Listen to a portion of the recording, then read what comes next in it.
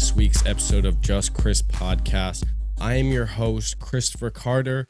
This is episode 39. We're recording live to me, live out of Raleigh, North Carolina.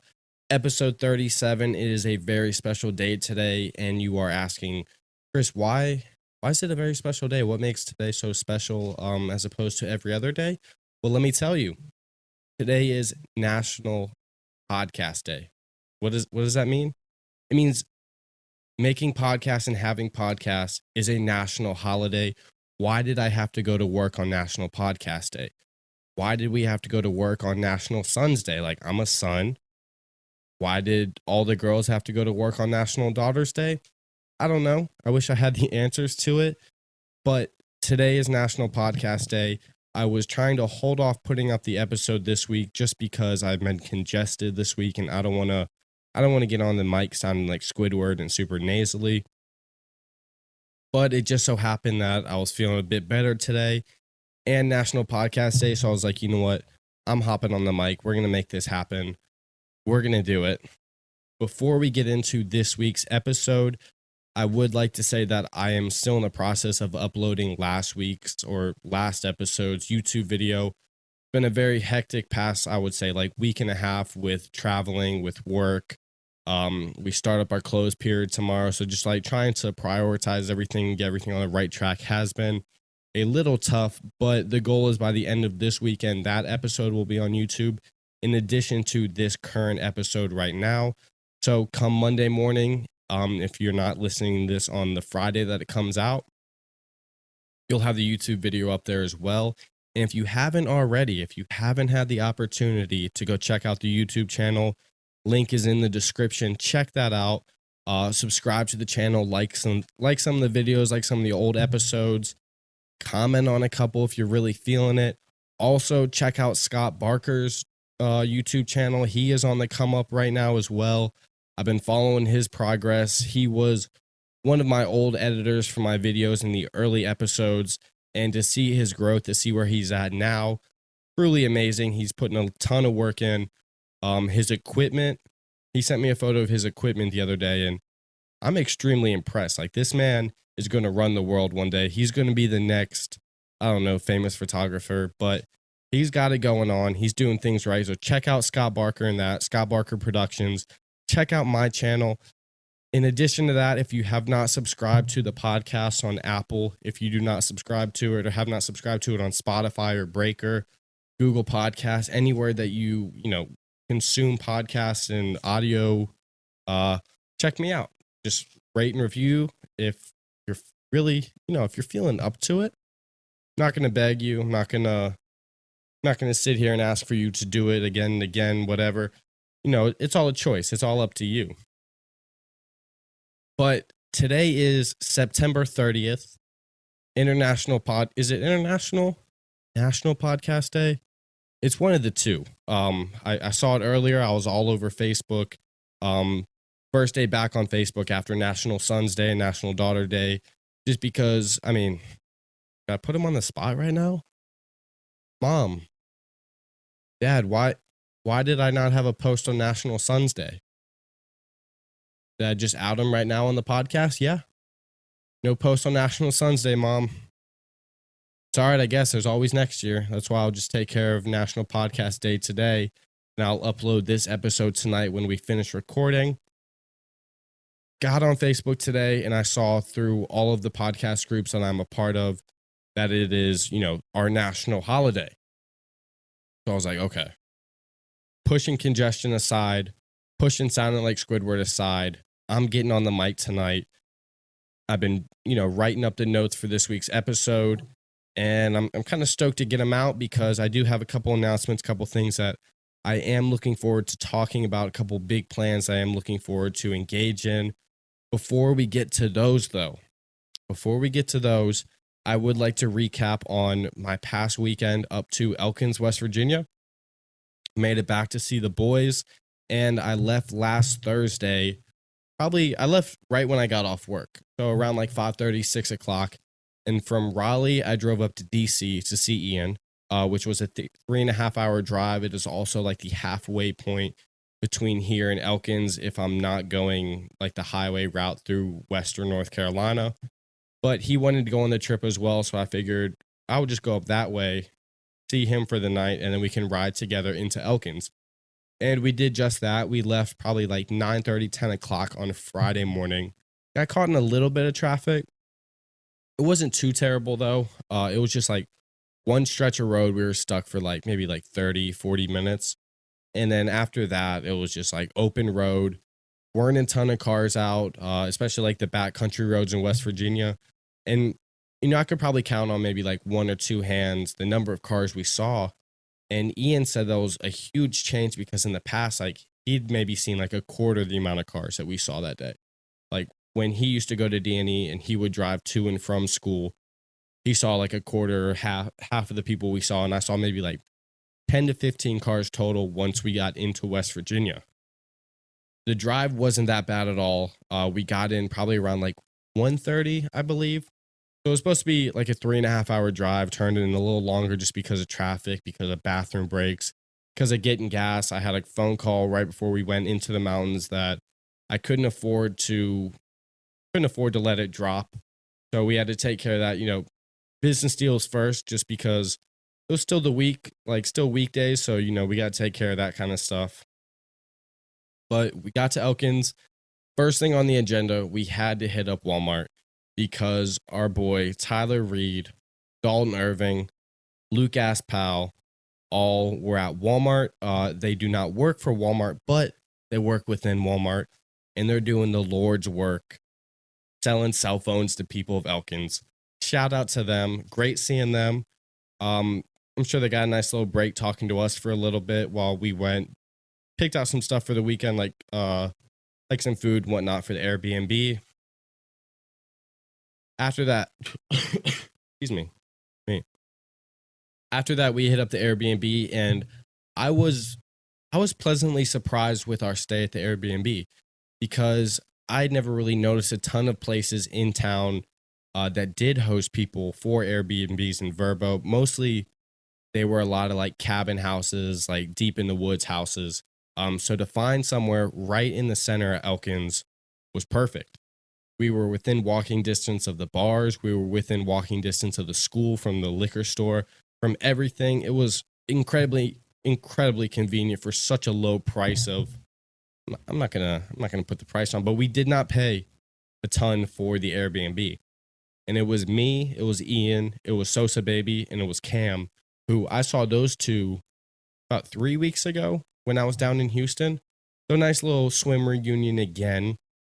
Unfortunately, Calvin was not with us this time, but that just means we got to go back to Houston sometime soon.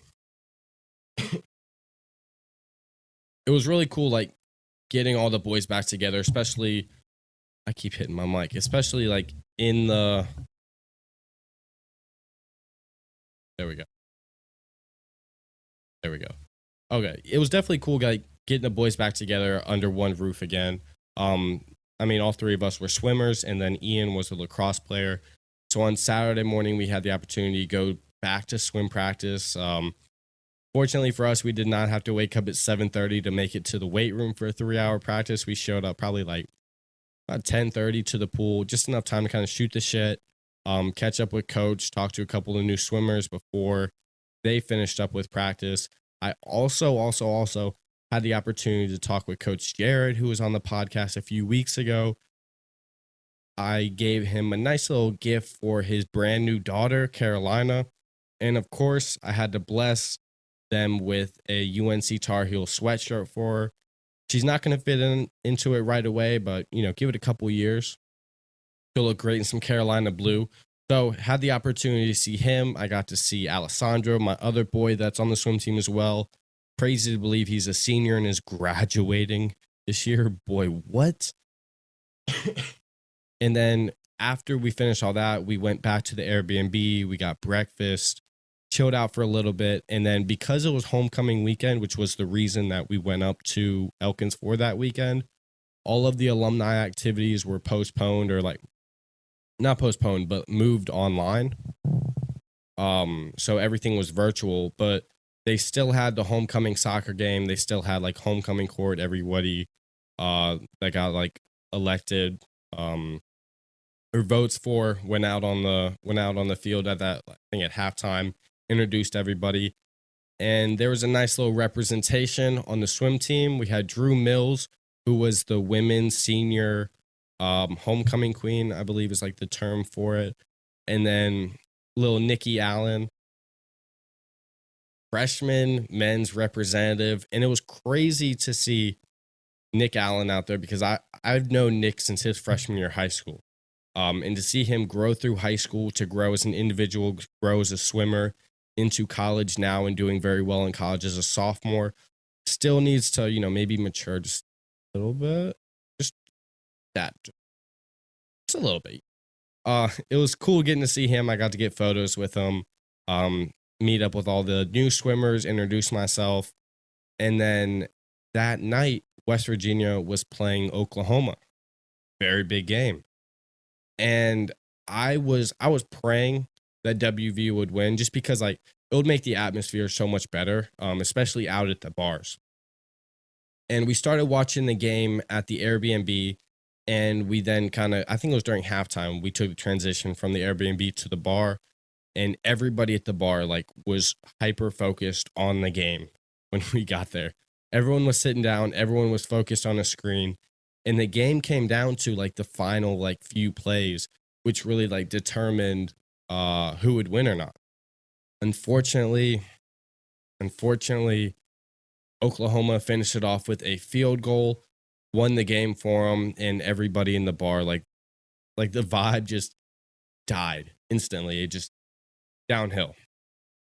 Which as a WVU fan, and I'm sure for the people from West Virginia, like disappointed, yes. Surprised, no. I guess that's the thing that kind of comes being a WVU fan. I mean, as an Ohio State fan, it's always a disappointment, and it's a surprise if Ohio State does lose. For example, when they lost to Oregon, I don't want to talk about it. I don't want to get myself worked up about it because it's over. We're done with it. We're playing Rutgers this weekend, and they better win. Killed Akron U last week. It was like 59-7. Still went down in the rankings. They went from 10 to 11, which it is what it is. Clemson though, shout out to Clemson, now ranked 25th overall. What a great sight to see, because I hate Clemson. I cannot stand Clemson, and to see them lose was a huge plus. However, to see them lose to NC State in double overtime, are you kidding me? I wish I could have been there for that.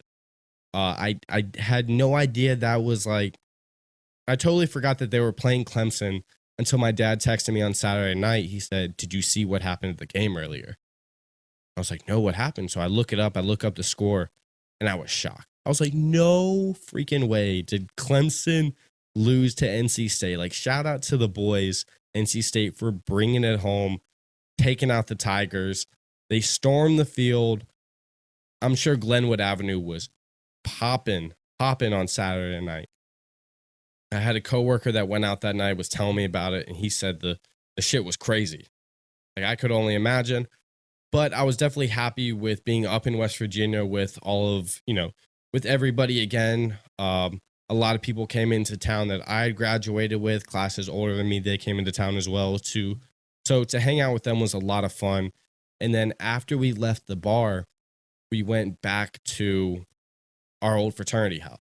We had to check back in.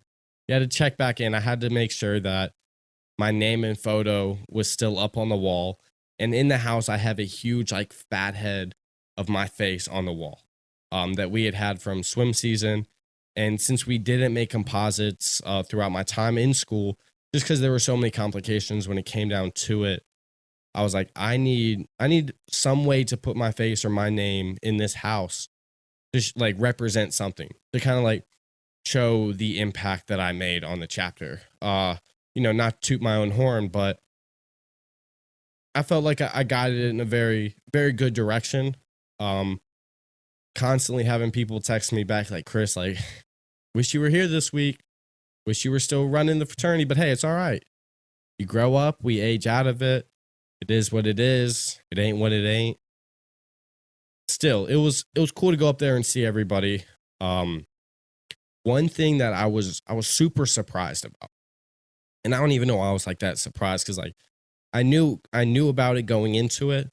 And I'm not very big on like the analytics for my episodes. I'm not very big on looking at how many people listen to it, how many people download it, the number of viewers it gets on YouTube. Like I just enjoy making the content and then uploading it. And it's kind of like a plus that people listen. But the one thing that I was super surprised about was the amount of people that approached me talking about the podcast, like referencing the podcast to me. Like what a good feeling that people would come up to me like, Chris, we listened to that episode. Chris, we heard when Coach Jared was on the podcast. We were listening to the episode with Thaddeus Breckenridge. Like, I'm seeing what you're doing, Chris. Like, keep up the good work. It was cause like I know my target audience. Like, I know where the listeners are at. Like, I have a very large majority within Elkins. I also have a very large population within the Raleigh Durham area that listen to the podcast. But kind of get like reassurance about it. Felt super good. Shout out to Colin Meadows, old assistant coach, the GOAT. He now is the head coach at West Virginia Wesleyan. Shout out to you, bro. Though you're head of the rival team, I still got love for you. Great catching up with you in the bar and giving me suggestions on the podcast. We got to get you on soon. I do plan on going back up to Elkins eventually. I had the thought of going up maybe in January, just from when DNE swims against Wesleyan. Huge rival meet. And kind of battle between old DNE versus new DNE, especially with Coach Collin on head of the what's Wesleyan? Bobcats? Yeah. Yeah. So January 8th, they're swimming against each other, and I'm not sure if it's a 1 or 2 day meet. In the past, it's been a 2-day meet, and then my senior year, we cut it down to 1 day. So kind of depending on that, but I do want to go up that weekend just to see how the team performs. And then in addition to my trip to Elkins, I am coming up on a pretty big date. I would like to say, excuse me, I'm coming up on a year in podcasting. Like, what? And you're thinking right now, you're like, Chris, it's been a year since you started this journey, since you began podcasting. Yeah. It's really crazy to believe that I've been like kind of consistent for the most part consistent with this for about a year. Like something that I've really stuck with, something that I've spent a ton of time, invested a lot of time and money into learning and really like upgrading all my stuff for it to, sound somewhat decent, look somewhat decent on YouTube. So to think that like I'm a year into this and I'm loving it still. I'm loving getting on the mic and kind of just sharing my message with people. Really just like getting on the mic and sharing my message. Like it's an added bonus that people actually listen to the podcast. Shout out to you guys. So I don't know what I'm going to do for my 1 year episode. I'll have to look at like the exact date that I released episode 1. We'll figure that out when we get to it. We'll cross that bridge when we get to it.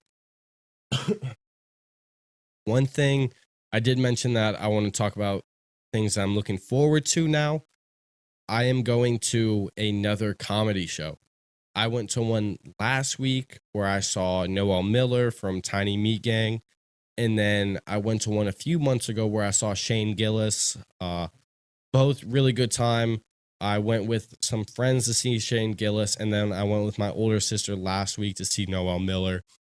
And to see like Noel Miller, like in the flesh, like somebody that I'd been following on Vine, it's like 2014. So like 7 years, 7 years following him on the internet to like see him in person. Like I'm super close to Noel Miller, like in person. And what was crazier is that his girlfriend was like seats away from us. We were sitting right near Alina the whole time.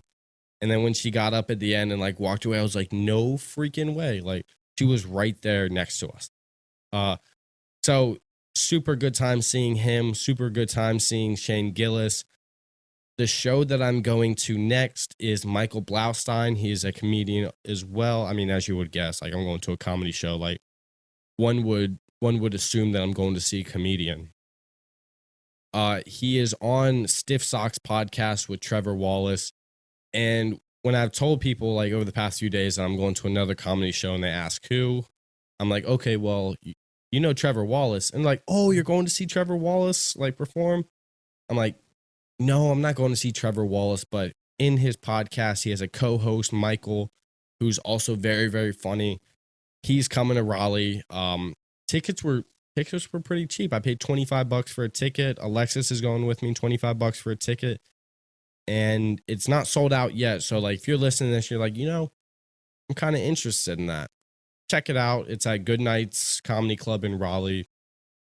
Looking forward to it. Though it's not Trevor Wallace, I still think it's going to be a good time. And then when I was on the website ordering the tickets, I noticed something.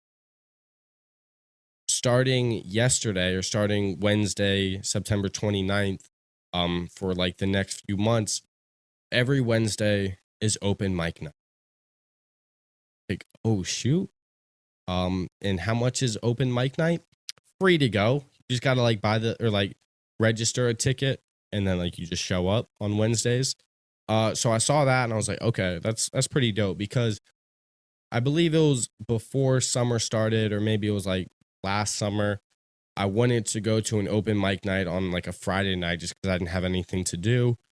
Drive to the comedy club in downtown Raleigh, and the lights were all off and there was nobody outside. And I was like, okay, this is kind of weird. Like I wanted to just go to it, just something to do. Like I said, like maybe hear some funny jokes, just a place to hang out on a Friday night. But we get there, the doors are closed, and it turns out that the comedy club was closed from the start of COVID. So a year prior to that, it closed down, but it was still being advertised online for open mic nights on Friday nights. So I was like, okay, that's kind of a bummer. But to see that Goodnight is now having open mics again, that's something that I'm going to go to. And I was thinking about it. This is the thing I've been thinking about. Let me tell you. I was thinking about it, and I will say that performing in front of people is on my bucket list. I mean, like, regardless of what it is. So I was kind of putting two and two together here. I was like, okay, if they're having open mics, like, what if I went up to speak at open mic night at Goodnight's Raleigh? Not a bad idea. And then I thought a little bit more about it last night, like on my drive home from hanging out with friends. I was like, I think that's something that I could do. And I brainstormed a few jokes, like just like jokes off the top of my head.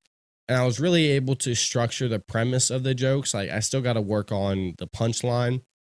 But I was like, well, if I can come up with like 10 to 15 jokes, maybe keep like 5 to 6 of them, maybe a little more, go up to open mic night and just say them, like, then I can then say that I performed at a comedy club. Like I did a set at a comedy club. And one of like the good things about the open mic nights, I learned this from listening to other comedians and like just from hearing them talk on podcasts, is that open mic nights, like, they're not made to draw out a huge crowd. They're made just to go in and kind of workshop your jokes, see what hits, see what doesn't hit, see if it's something like you're actually like wanting to pursue. So a lot of the focus when you're at these with the people in the audience, they're not really thinking much about what you're up there performing. They're mainly kind of concerned about themselves, maybe stressing, maybe a little nervous about how they're going to do, maybe running through their set in their head. So they're not going to spend a ton of time focusing on like what you have to say, which is a good thing, because if I went up there and I bombed, then it's okay. Like those people really probably weren't paying attention. And then another thing that I constantly remind myself of if I ever do anything like potentially embarrassing is like, I'm never going to see these people again in my life. So I could get up there, bomb like hell, and that's okay. Like these people are going to forget about me the next day. So that's something that I've been thinking about. we'll see how it goes. I'll keep you guys updated with it, I guess.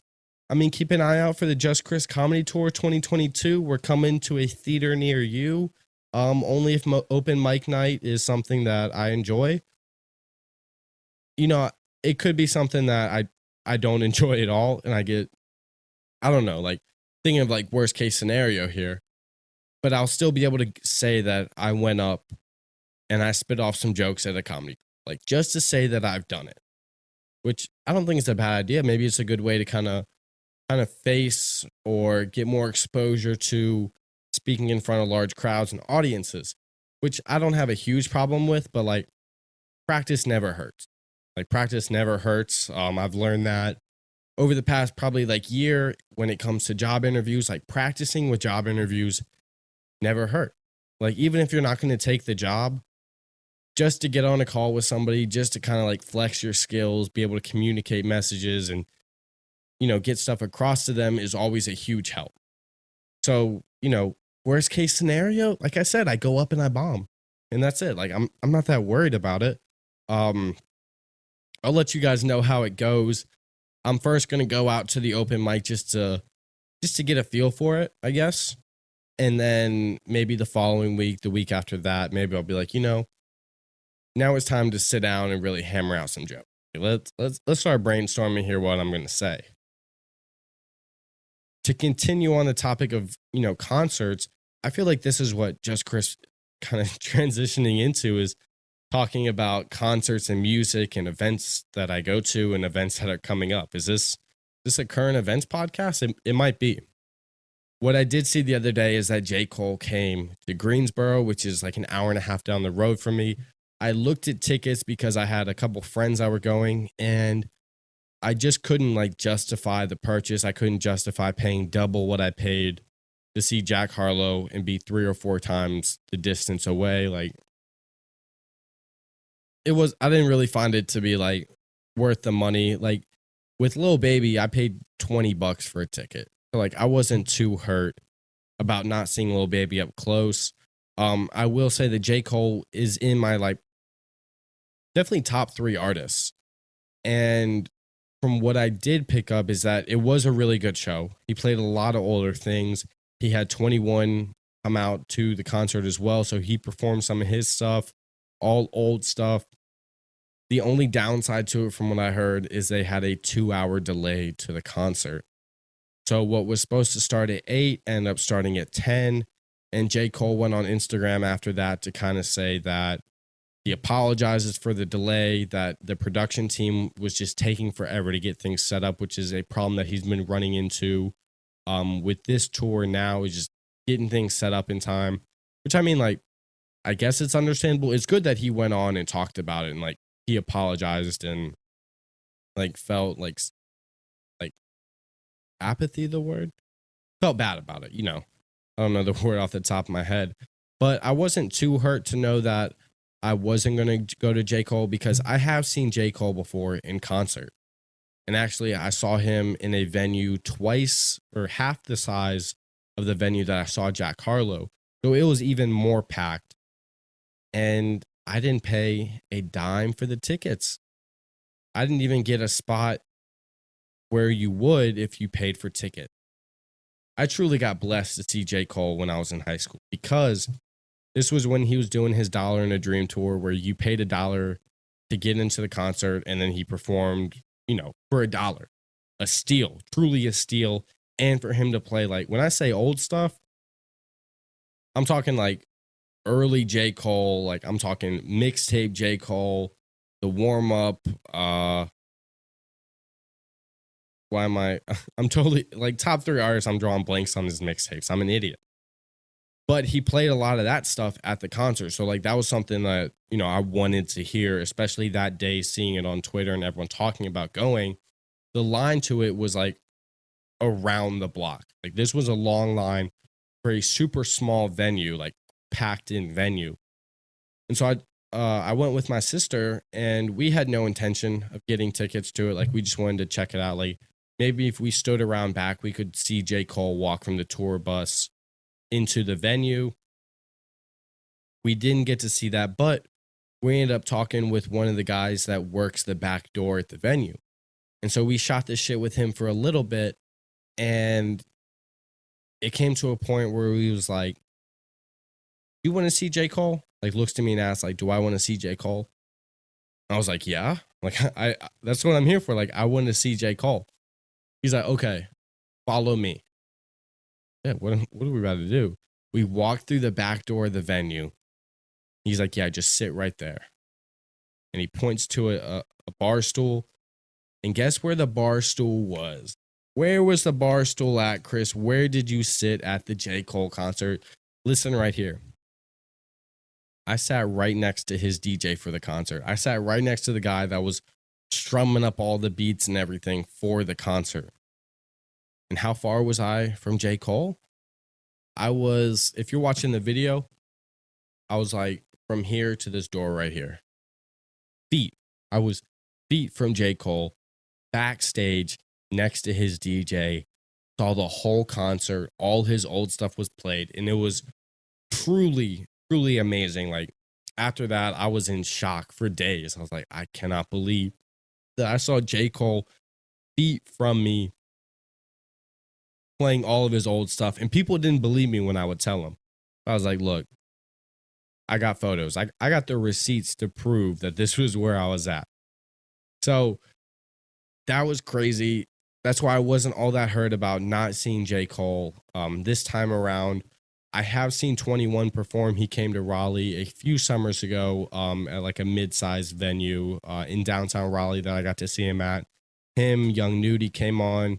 DJ Mark B was there. So definitely it was worth the money to go to that. I have heard people say that 21's not that great of a performer, that he looks like the cinnamon stick from Apple Jacks commercials. I mean, maybe a little bit. Yeah. I thought his performance was pretty good. Like, he lived up to the hype, and then like his features out there were pretty good. I had a good time.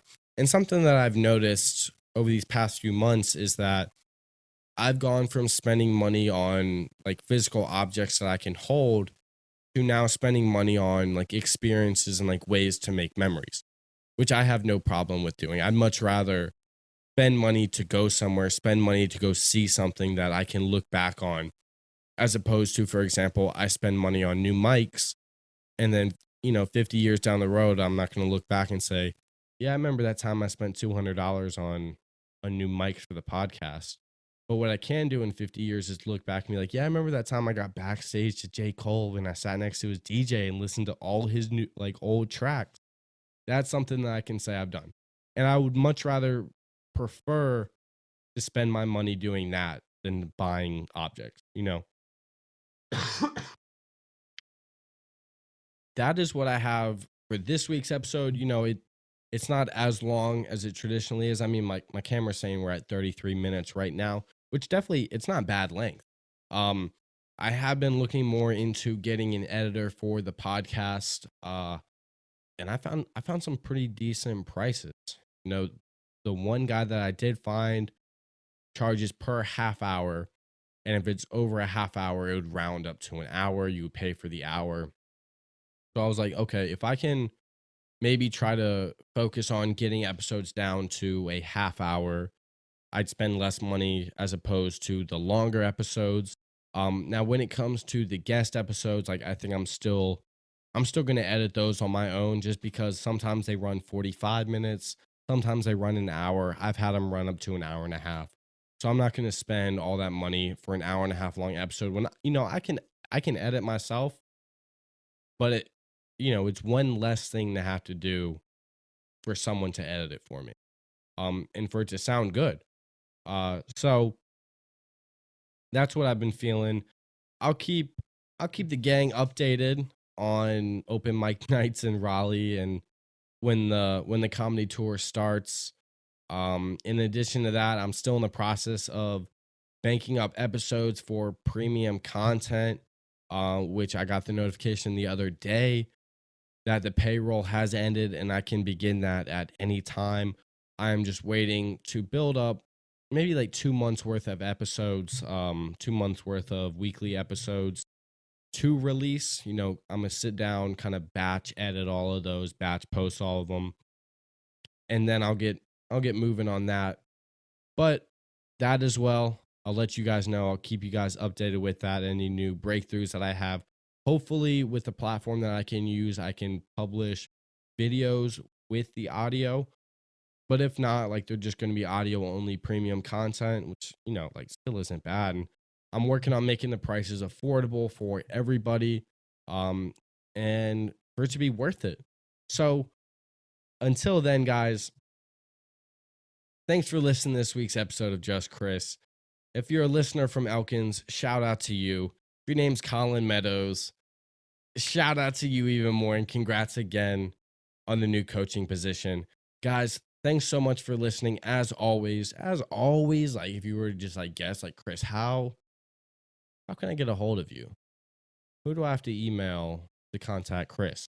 Well, let me tell you, it's just Chris podcast at gmail.com. Simple enough. Like, if you forget, like, Chris, what do I email? Like, literally just look at the podcast name, Just Chris Podcast, and then just add at gmail.com to the end. Simple enough. Guys, thanks for listening. I will talk to all of you very soon. Keep you updated. Deuces.